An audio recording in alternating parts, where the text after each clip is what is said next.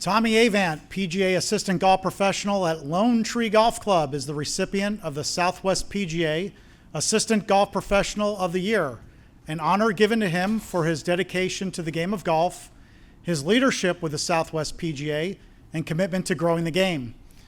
Tommi earned his membership in the PGA in September 2023, marking a milestone in a career that began in 2019 as a PGA associate at Arcola Country Club in Paramus, New Jersey.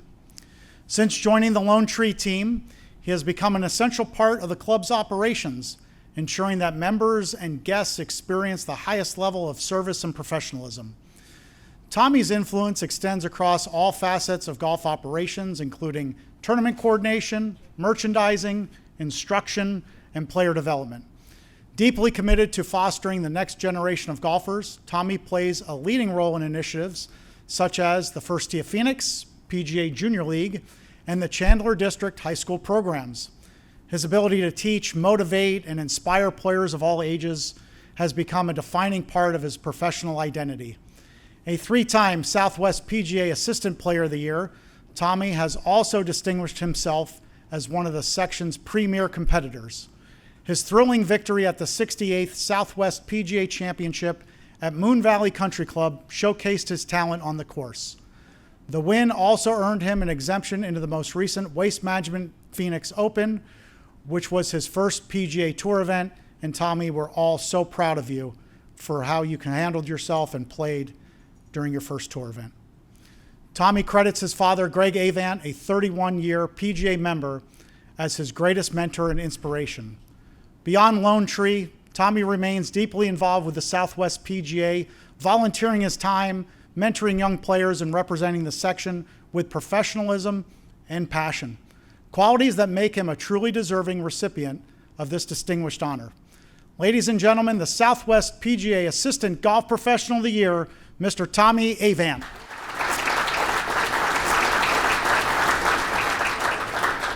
It's nice to finally meet you in person. We get to read about you a lot. It's nice to sit here and have this conversation with you. All right, so Tommi, the last few weeks has probably felt like a dream. I'd say that. After the adrenaline of the Waste Management Phoenix Open and now receiving this prestigious award, Assistant Golf Professional of the Year, tonight, how are you processing this incredible momentum, and what does this recognition from your peers mean to you tonight? I just want to say to all the peers that are in here and who are watching on Zoom and on all the digital areas, I'm just so humbled to be up here and represent everyone in the business as a PGA member as well as a competitor. But I think about my dream and how it became real 3 weeks ago. I look around this room and it began with Scott at JGAA, with Alex, AGA, even Mr. Murphy at Gainey Ranch, AJGA, all these little tournaments and being known as Greg's son around the area. It was probably not in their minds that this guy was going to be on tour someday, but you find a way, and I don't think about manifestation a whole lot, but I just always reminded myself and told myself, you're going to get there. And for it to come to fruition, it was quite the experience. And Sure. To represent my team and my peers out there on the top tour, Yeah. unforgettable. And that was going to be my next question. It was your first PGA Tour event. Can you summarize what that was like? How did that feel? You finally hit that first event? Well, I told my table I was actually more nervous for this than the first tee shot 3 weeks ago. No need to be. So I felt so prepared that week, and the scores weren't up to par, and that's just part of the learning progress. And I look at my table and I think about everybody who followed me that week, and to think about how much support I truly have is unbelievable. And seeing my college teammates, my junior hockey teammates, my high school teammates, everyone just being there and being a part of that moment. It really wasn't about the score. It really wasn't about the golf. If DraftKings had me at some sort of odds to make the cut, you probably wanted to bet against it. But I knew going into that week where I was at physically, but I just wanted to make every day as long as possible and make it not end. It was truly unforgettable. How many of your colleagues can say they were listed on DraftKings? Right? I had a few buddies that had some bets in there, and I do have to say, claim to fame, one highlight, 13 feet, 5 inches on 16, day Thursday. I won close to the pin out of my group, so. That's awesome. Thanks for the profit. Thanks for the profit. So your PGA career began in New Jersey and brought you home to Arizona. Sorry. That's all right. It means it's time. Ready to go. What first drew you to the PGA professional path? Was it New Jersey, or is it after you came back home to Arizona? So I think about my college career. I wasn't a world beater by any means, but I went to Drake University, and golf was all my life. I only missed one turn in my college career, but I thought, I don't really know if I really want to play for a living right away. So Bobby Pankratz, who's also a PGA member, who was with PXG at the time, he's like, what do you want to do? And I knew Greg over there, he said, you got to figure something out on your own. You don't need to come to Lone Tree just yet. But I was like, what do you got in mind? And he's like, well, I got a guy for you in New Jersey. And I was like, New Jersey? I go, I've never been there. I was like, what's that all about? He's like, there's some good sections out there and some high-end players. And I was like, okay, who am I going with? And Grant Sturgeon, who has become a mentor and a friend of mine, he reached out and had one interview over the phone. He said, when do you graduate? And I said, May 19th. He's like, can you be here by May 22nd? And I said, yeah, I'll be there. So getting started in New Jersey and then moving over to Fiddler's Elbow, and with COVID and all, and learning under PGA Hall of Fame Mike Adams and Terry Rolls, all my mentors, really solidified that I wanted to do this for a living, and it's turned out incredible. All right. And once I got that call to come back home, Greg said, hit the road, time for you to work here back at home. And I said, game on. Awesome. So you're a great player. We all know that. You know, the award for Assistant Golf Professional of the Year is definitely a well-rounded PGA professional. And we know that you've got touch on every part of the operation there at Lone Tree, from tournaments to instruction. What do you enjoy most about the Assistant Golf Professional role right now? I think about what my dad has instilled at Lone Tree is culture's everything. Yeah. And showing up to work shouldn't be a burden. Right. We wake up, we go to Lone Tree, and it just feels like we're all hanging out with our friends. We're still doing our jobs, we're still getting everything done, but be able to play, teach, organize events, help out with all my juniors, there's no better place to be rather than the course. Doesn't feel like a job, does it? It's so awesome to go out there, and especially this time of year when it's perfect out. My fiance would say, when are you coming home? I said, I'll see you in a little bit. That's maybe all she gets. But I think building culture is step number one, and I'm very proud to call my dad my boss, also my best friend, who's instilled in me that culture is number one. Yeah. And that's why a whole lot of people haven't left Lone Tree. It's home. I could not agree more with that. That's great. So you're a 3-time Southwest PGA Assistant Player of the Year, and you won the Southwest PGA Championship against a stacked field. What did that win mean to you personally?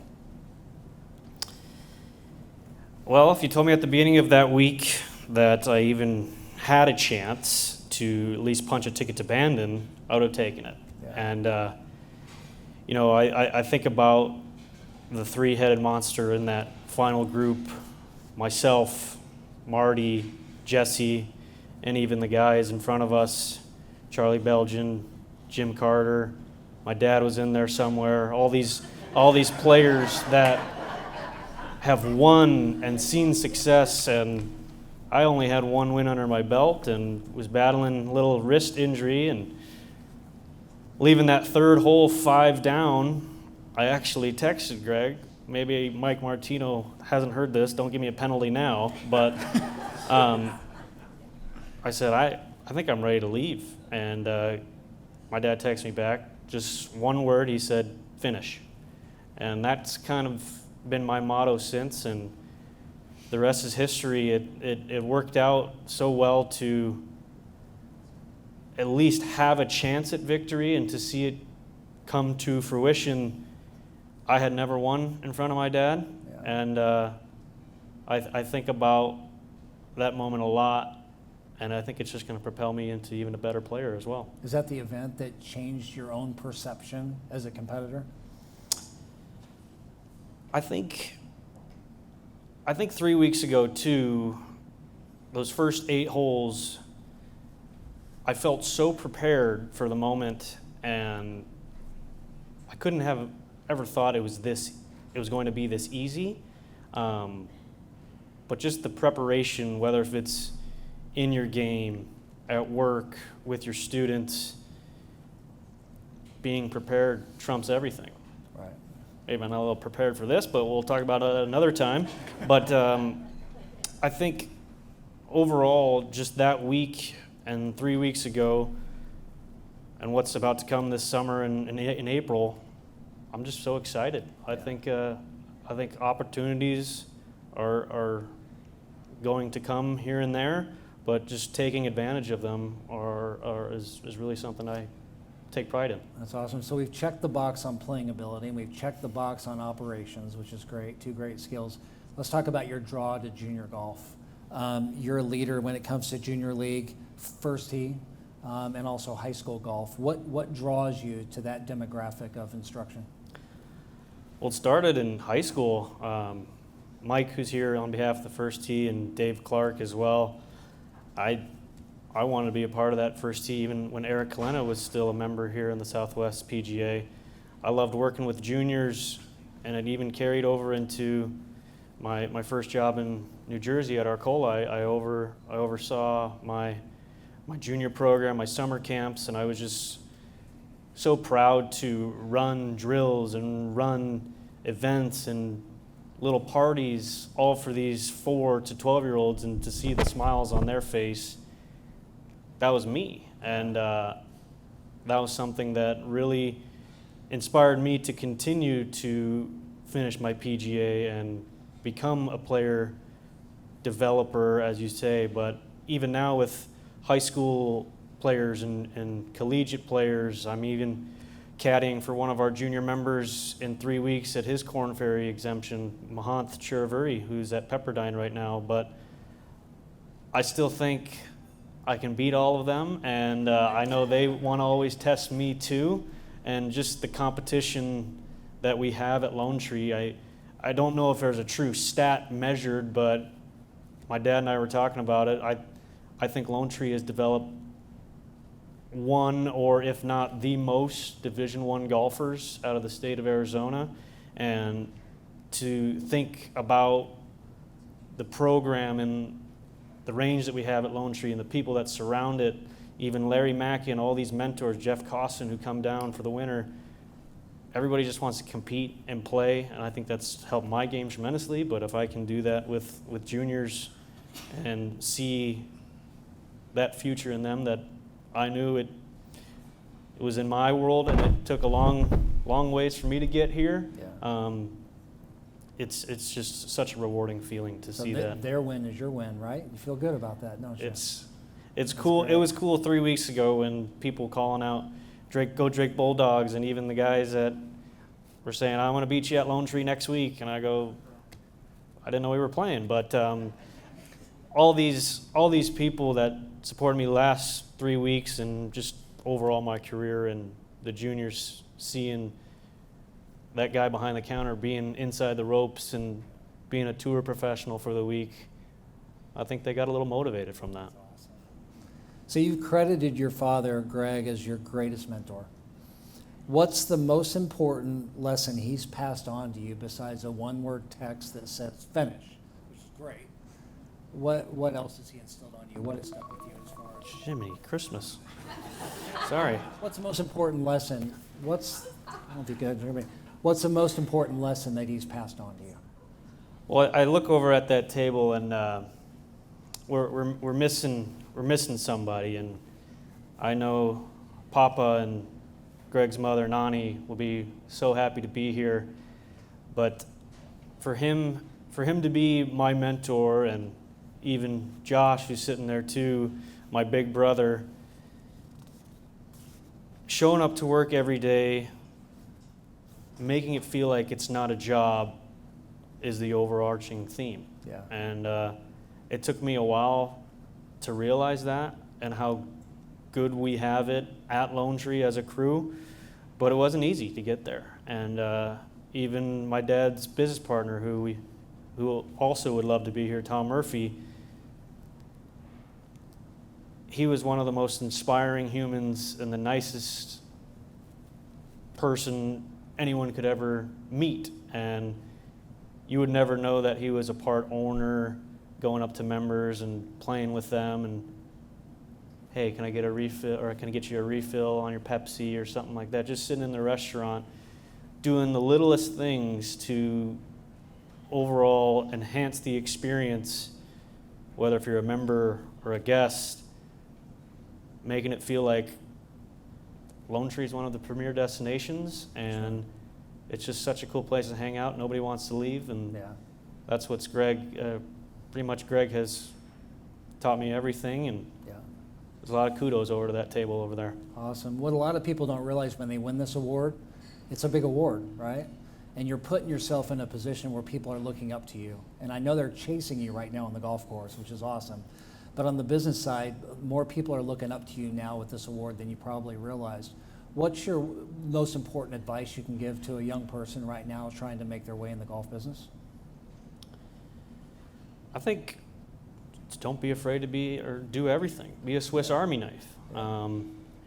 That's what I kind of learned early in my career in Jersey, and learning from Mike Adams, my coaches, Grant Sturgeon, George Dietz, and even everybody in this room.